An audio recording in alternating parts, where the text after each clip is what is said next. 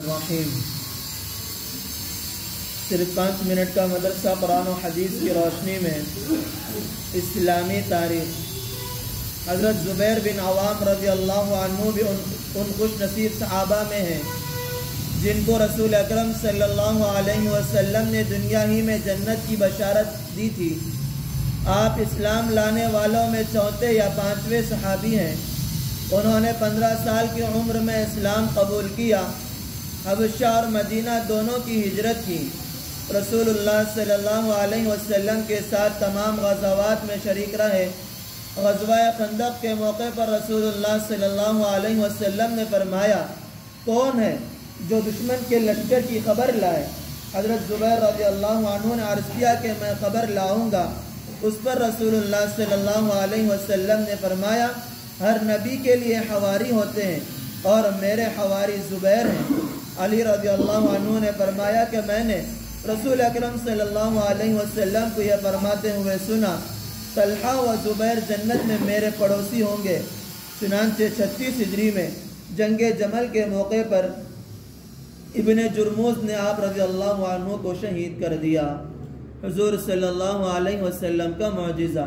رسول اللہ صلی اللہ علیہ وسلم نے جنگ بدر میں حضرت عکاشہ کو ایک سوکھی لکڑی دی، بس وہ ان کے ہاتھ میں سخت تیز اور چمکدار تلوار بن گئی۔ انہوں نے غزوہ بدر میں اسی لکڑی کے ساتھ شرکت کی اور بقیہ غزوات میں بھی ساتھ رکھی، یہاں تک کہ جب حضرت عکاشہ ابو بکر صدیق رضی اللہ عنہ کے زمانے میں شہید ہوئے، اس وقت بھی وہ سوکھی لکڑی والی تلوار آپ کے پاس تھی۔ اس تلوار کا نام عون تھا۔ ایک فرض کے بارے میں رسول اللہ صلی اللہ علیہ وسلم نے فرمایا، جو شخص 500 نمازوں کو اس طرح پابندی کرے کہ وضو اور اوقات کا اہتمام کرے، رکوع اور سجدہ اچھی طرح کرے اور اس طرح نماز پڑھنے کو اپنے ذمہ اللہ تعالیٰ کا حق سمجھے، تو اس آدمی کو جہنم کی آگ پر حرام کر دیا جائے گا۔ ایک سنت کے بارے میں رسول اللہ صلی اللہ علیہ وسلم نے فرمایا، جب تم میں سے کوئی برا خواب دیکھے تو 3 مرتبہ بائیں طرف سکتار دے اور 3 مرتبہ شیطان سے اللہ کی پناہ چاہے، یعنی اعوذ باللہ من الشیطان الرجیم پڑھے اور کروٹ بدل کر سو جائے۔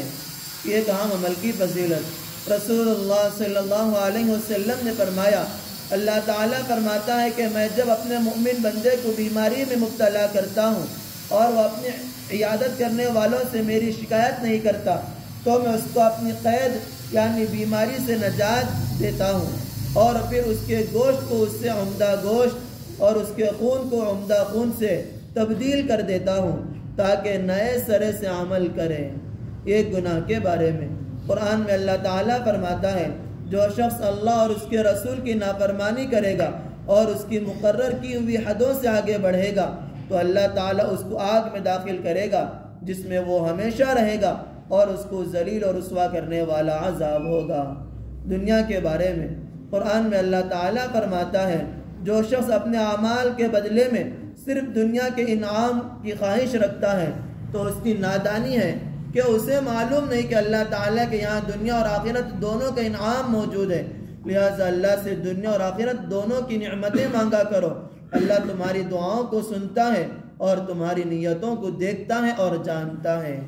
آخرت کے بارے میں رسول اکرم صلی اللہ علیہ وسلم نے فرمایا، جنت میں لوگ کھائیں گے اور پئیں گے لیکن نہ تو پیشاب پاخانہ کریں گے اور نہ ہی ناک چھینکیں گے، بلکہ ان کا کھانا اس طرح ہضم ہوگا کہ ڈکار آئے گی جس سے مشک کی خوشبو پھیلے گی اور ان کو اللہ کی ایسی تسبیح اور تکبیر بتائی جائے گی جس کو پڑھنا اتنا آسان ہوگا جتنی دیر میں تمہارے لیے سانس لینا آسان ہوتا ہے۔ طب نبوی سے علاج۔ رسول اللہ صلی اللہ علیہ وسلم نے فرمایا، مسواک ضرور کیا کرو کیونکہ اس سے خدا کی خوشنودی حاصل ہوتی ہے اور آنکھوں کی روشنی تیز ہوتی ہے۔ نبی صلی اللہ علیہ وسلم کی نصیحت۔ رسول اللہ صلی اللہ علیہ وسلم نے فرمایا، اے عائشہ، خود کو ان گناہوں سے بھی بچانے کی کوشش کرو جن کو چھوٹا اور معمولی سمجھا جاتا ہے، کیونکہ اس پر بھی اللہ کی طرف سے فرشتہ مقرر ہے جو اس کو لکھتا رہتا ہے۔ دعا ہے اللہ تبارک و تعالیٰ سے سنی ہوئی باتوں پر ہم تمام کو اس پر عمل کرنے کی توفیق عطا فرمائے۔